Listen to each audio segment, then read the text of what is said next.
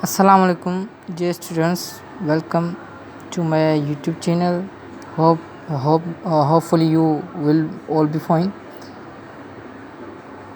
Today we are going to discuss about the term science and definition of the science and the branches which is in which it is divided.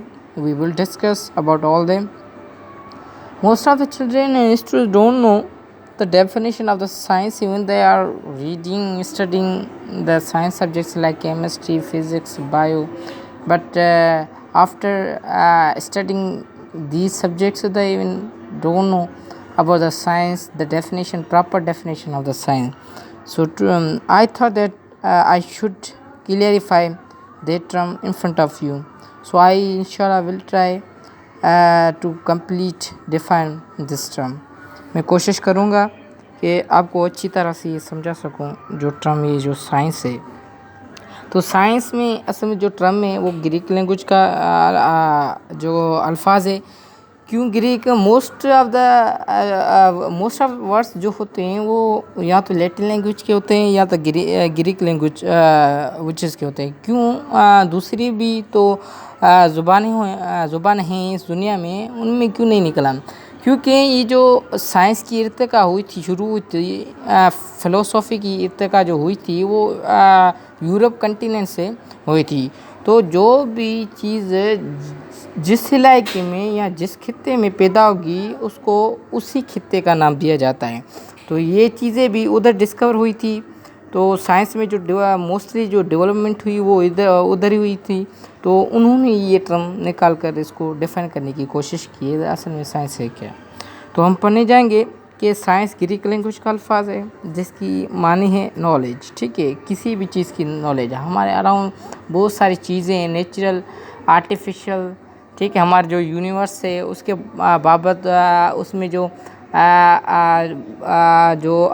Spontaneous जो reactions होते हैं या जो हमारे events होते हैं उनके बारे में जो हम स्टडी करेंगे वो साइंस कहलाती है.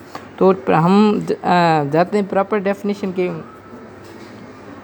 पास कि प्रॉपर डेफिनेशन क्या है इसकी. द नॉलेज, ये क्या है? नॉलेज है किस्म की. ये क्या है? नॉलेज. ये क्या है? नॉलेज है एक किस्म की. The knowledge which is got from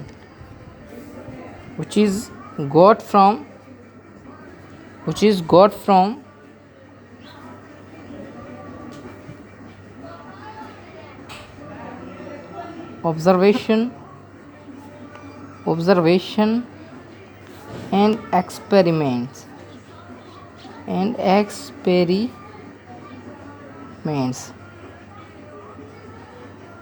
is called science. अच्छा, ऐसी नॉलेज, ऐसा इल्म जो हमें हासिल हो किस चीज़ से? ऑब्ज़र्वेशन करने से, और उस ऑब्ज़र्वेशन पे एक्सपेरिमेंट करने पे जो हमें जो नॉलेज हासिल होती है उसे हम साइंस कहते हैं. सपोज़ आपने किसी चीज़ को देखा, आपने पंखे को देखा, वो चल रहा है. ठीक है, पहले तो आपने ऑब्ज़र्व किया, उसको देखा. ठीक है, उसको देखा पहले. उसके बाद आपके दिमाग में क्वेश्चंस पैदा हुए कि यार ये जो पंखा है कैसे चल रहा है, कैसे मतलब इलेक्ट्रिकल एनर्जी प्रोवाइड होती है तो वो मैकेनिकल एनर्जी में तब्दील हो जाती है. कैसे ये पंखा चलना शुरू हो जाता है और ये जो हवा लाता है वो कहाँ से लाता है. अब आपने ऑब्जर्वेशन किया और उस पर आपने डिफरेंट किस्म के हाइपोथेसिस दिए. उसके बाद आपने कंफर्म करने के लिए क्या किए? एक्सपेरिमेंट करने के लिए एक्सपेरिमेंट किए कि ये वाकई सही चीज़ है या गलत चीज़ है. उसको प्रूव करने के लिए आपने एक्सपेरिमेंट किए. और इस जो प्रोसेस में आपने ऑब्ज़र्व किया, उसके बाद उस ऑब्ज़र्वेशन पे आपने एक्सपेरिमेंट किया. इस प्रोसेस में जो आपको नॉलेज मिली उसको हम साइंस कहते हैं. ये प्रॉपर डेफिनेशन. अभी बेसिकली साइंस को दो ब्रांचों में तकसीम किया जाता है. एक ब्रांच है नेचुरल साइंस.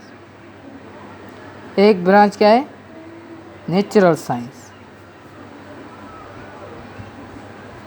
दूसरी है नेचुरल साइंस, एक है नेचुरल साइंस, दूसरी है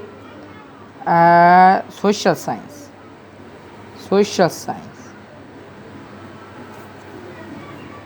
दूसरी क्या है? सोशल साइंस है।